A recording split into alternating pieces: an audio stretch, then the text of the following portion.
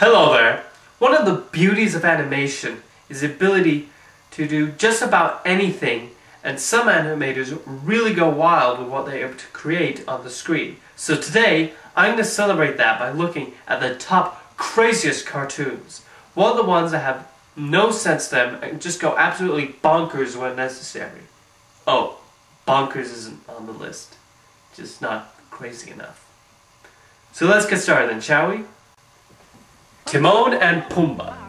Disney loves to make spin-offs, and so creating a whole show surrounding the lovable comic relief from The Lion King makes perfect sense. However, this show doesn't. While they make reference to that star-making vehicle, most of the show just revolves around them traveling around the world and getting in one insane mishap after another. Whether it's adopting a crocodile, which they confuse for an ugly chicken and naming Pumbaa Jr., or hiding from a hunter by dressing as baby gorillas, the plot lines were just plain zany. And I guess that's why the show never got tired and contrived. It's a problem-free philosophy. Hakuna Matata. Timon and Pumba. Family Guy, the first 3 seasons. Before this series was renewed by Fox and became a pale imitation of its former self, Seth MacFarlane's satirical take on the family unit was completely random, with its clever use of flashbacks to odd character designs, and that was part of what made its first run of episodes so good. The show would take such things like a famous number from Grease, or parody a Christmas Rankin Bass special, and completely turn it on its head, creating many madcap and very funny moments. My suggestion to MacFarlane is to get rid of the Manatee Tank and go back to the old writers. Bananas in Pajamas.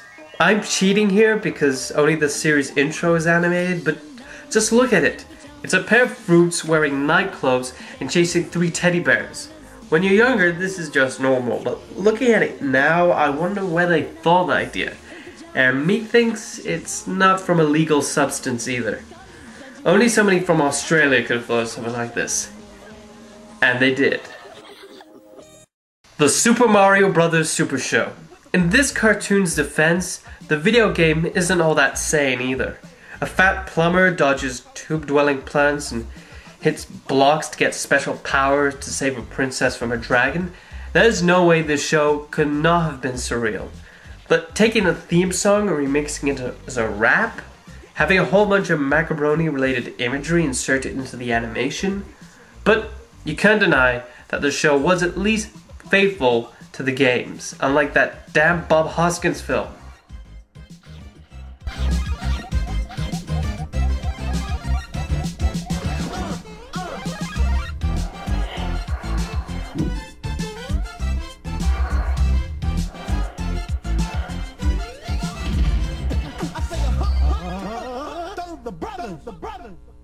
Duckman.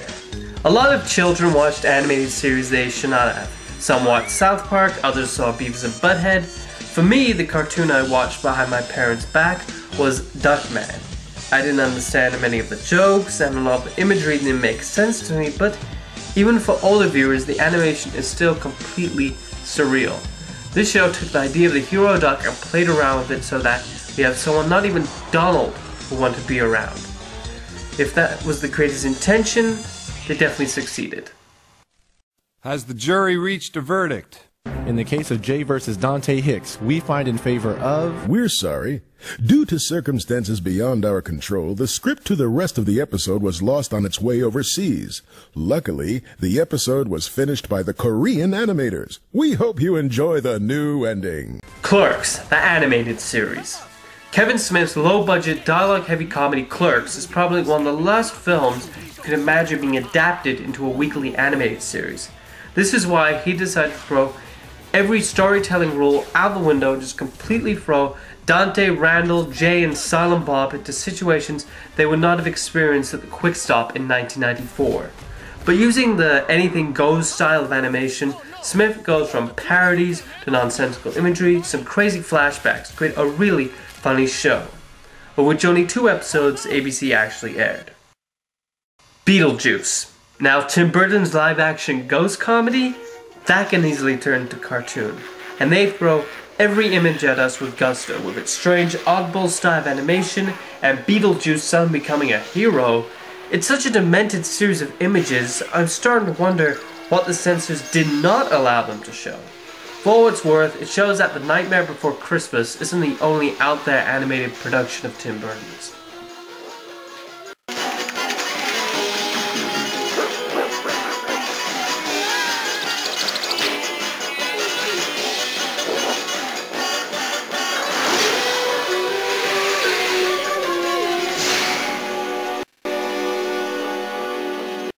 Freakazoid.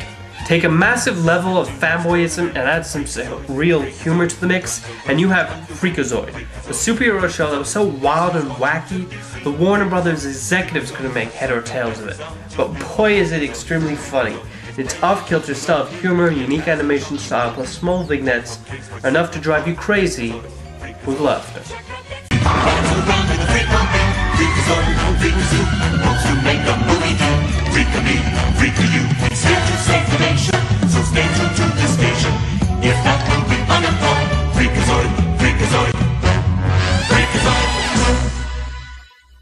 The Adventures of Sonic the Hedgehog. While Super Mario Bros. Was faithful to the games, this show strayed really far from its source material and became a really wild ride with its strange animation and even stranger jokes, which makes this the perfect combination of our sugar-coated Fruit Loops that we ate while watching it. But you know what? Its loony and wacky style was funny, and the fact that this show has become an internet meme phenomenon is proof that its craziness still holds up. And let's not forget those public service announcements. Kids, there's nothing more cool than being hugged by someone you like. But if someone tries to touch you in a place or in a way that makes you feel uncomfortable, that's no good.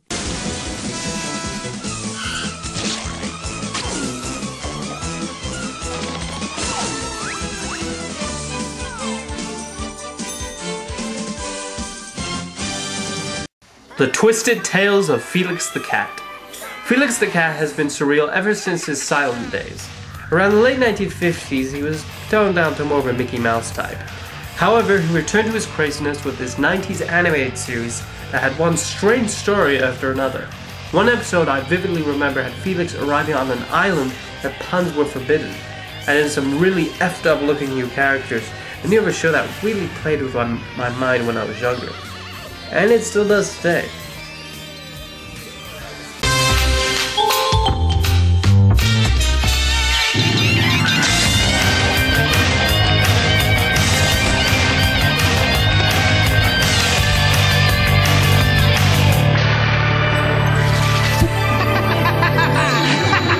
And my pick for the craziest cartoon show of all time is Ren and Stimpy. Wow. What went through John Kricfalusi's mind when he worked on this series? I will never know. But aren't we all the better for it? Ren and Stimpy really is a terrific show, and while a lot of that can be attributed to the hilarious writing, it's the wonderfully surreal images and stories that makes the show so crazy. You have an episode where Stimpy thinks he gave birth to a fart, and there's another where they both start a rubber nipple selling business. And need I mention Log? Unfortunately, John K. didn't quite match Ren and Stimpy's brilliance and zaniness in his later projects, but we all have this show to thank for turning us into secular monkeys. Why my parents let me watch this show? I have no idea. How it was even allowed on Nickelodeon mystifies me even more. But it's a fantastic and wonderfully crazy show nonetheless. See you next time.